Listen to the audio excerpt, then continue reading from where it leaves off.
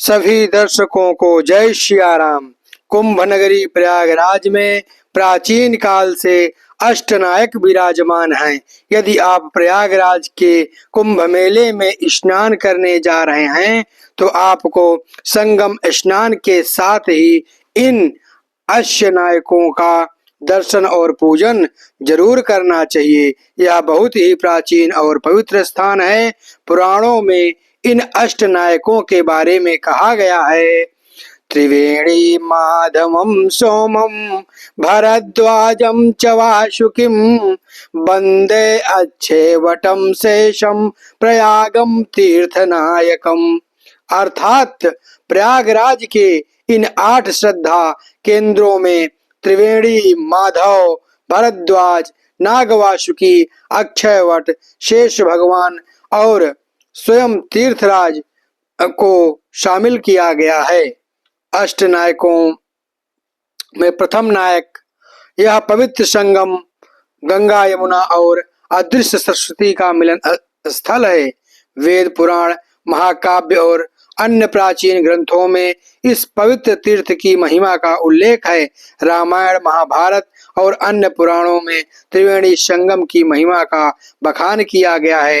गोस्वामी तुलसीदास जी ने त्रिवेणी संगम क्षेत्र को तीर्थराज प्रयागराज का राजसी भव्य सिंहासन कहा है।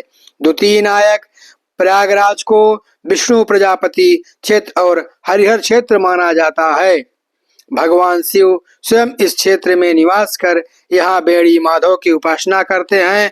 तो दूसरी ओर प्रजापति ब्रह्मा ने सृष्टि की रचना से पहले इस पवित्र क्षेत्र में 10 अश्वमेध यज्ञ किए थे। तीर्थराज प्रयागराज में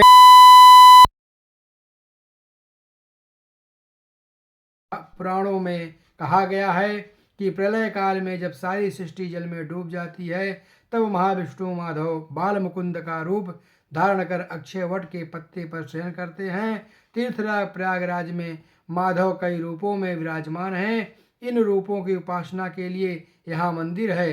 प्रयाग महत्व में इनके नाम शंख माधव, चक्र माधव, यदा माधव, पदम माधव, असि माधव, अनंत माधव, बिंदु माधव, मनोहर माधव गिनाए गए हैं। इनके अलावा संकट हर माधव की महिमा के बारे में बताया गया है।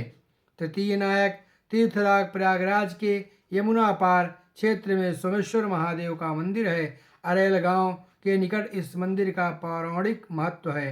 पुराणों के अनुसार इस मंदिर में शिव विग्रह की स्थापना स्वयं चंद्रमा ने की थी। सोमेश्वर तीर्थ प्रयाग की मध्यवेदी के प्रमुख तीर्थों में गिना जाता है।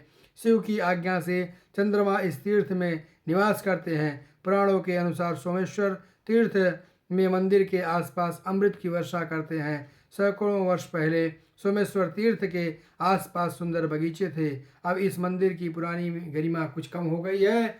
सोम तीर्थ के आसपास वरुण तीर्थ, राम तीर्थ, सीता कुंड और हनुमान तीर्थ की स्थिति का प्रमाण पुराणों में मिलता है, लेकिन इनकी पहचान अब कठिन हो गई है। चतुर्थ नायक भरद्वाज आश्रम प्रयाग का महत्वपूर्ण मंदिर है। महर्षि भरद्वाज ज्ञान, विज्ञान, वेद, पुराण, आयुर्वेद, धनुर्वेद और विमान शास्त्र के जानकार आचार्य थे। उनका गुरुकुल विद्या और शिक्षा का बहुत बड़ा केंद्र था। वाल्मीकि रामायण में भरद्वाज जी को इस गुरुकुल में का कुलपति कहा गया है। मर्यादा पुरुषोत्तम श्री राम बन जाते हुए भरद्वाज आश्रम में आए थे। भरद्वाज मुनि ने राम का बड़े प्रेम से स्वागत किया था और उन्हें चित्रकूट जाने का मार्ग बताया था। राम को चित्रकूट से वापस बुलाने के लिए भरत प्रयाग आए तो उन्होंने ऋषि भरद्वाज के दर्शन किए। इस आश्रम में भरद्वाज ऋषि ने एक शिवलिंग की स्थापित किया था। यह शिव विग्रह आज भी पूजा जाता है। इन्हें भरतजेश्वर शिव कहा जाता है। पंचम नायक नागवासुकी का मंदिर दारागंज मोहल्ले के उत्तरी छोर पर गंगा के किनारे स्थित है। वासुकी नामक नाग शेषनाग के भाई हैं। भगवान शंकर और विघ्नहरण गणेश इन्हें अपने गले में माला की तरह धारण करते हैं। पुराणों में कहा गया है गंगा स्वर्ग से गिरी तो वे पृथ्वी लोक से पाताल लोक में चली गई। पाताल लोक से उनकी धार नागवासुकी के फन पर गिरी। इस स्थान को भोगवती तीर्थ की सृष्टि हुई। नागवासुकी और शेष भगवान पाताल लोक से चलकर बेड़ी माधव का दर्शन करने प्रयाग आए तो भोगवती तीर्थ भी यहाँ आ गया। नागवासुकी के साथ भोगवती तीर्थ का वास माना जाता है। नागवासुकी मंदिर से पूरब की तरफ गंगा के पश्चिम हिस्से में भोगवती तीर्थ माना जाता है। षष्ठ नायक अच्छेवट संगम के निकट सबसे पवित्र स्थानों में से एक है।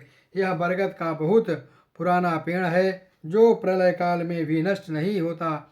इस तरह के 3 और वृक्ष हैं। मथुरा वृंदावन में बंसीवट, गया में गयावट जिसे बौद्धवट भी कहा जाता है और उज्जैन में पवित्र सिद्धवट। पृथ्वी को बचाने के लिए भगवान ब्रह्मा ने यहाँ पर एक बहुत बड़ा यज्ञ किया था। इस यज्ञ में वह स्वयं पुरोहित हैं। भगवान विष्णु यजमान एवं भगवान शिव उस यज्ञ के देवता बने थे।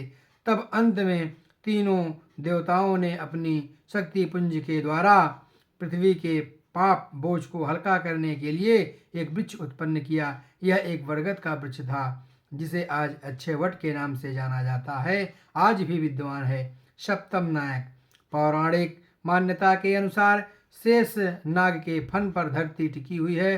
त्रेता युग में मर्यादा पुरुषोत्तम श्री राम के भाई लक्ष्मण और द्वापर युग में श्री कृष्ण के भाई बलराम शेषावतार माने जाते हैं। लक्ष्मण ने भगवान राम के साथ तीर्थराज प्रयाग आकर संगम में स्नान किया था। बलराम ने तीर्थराज के दौरान प्रयाग आकर यहाँ कई दिनों तक निवास किया था।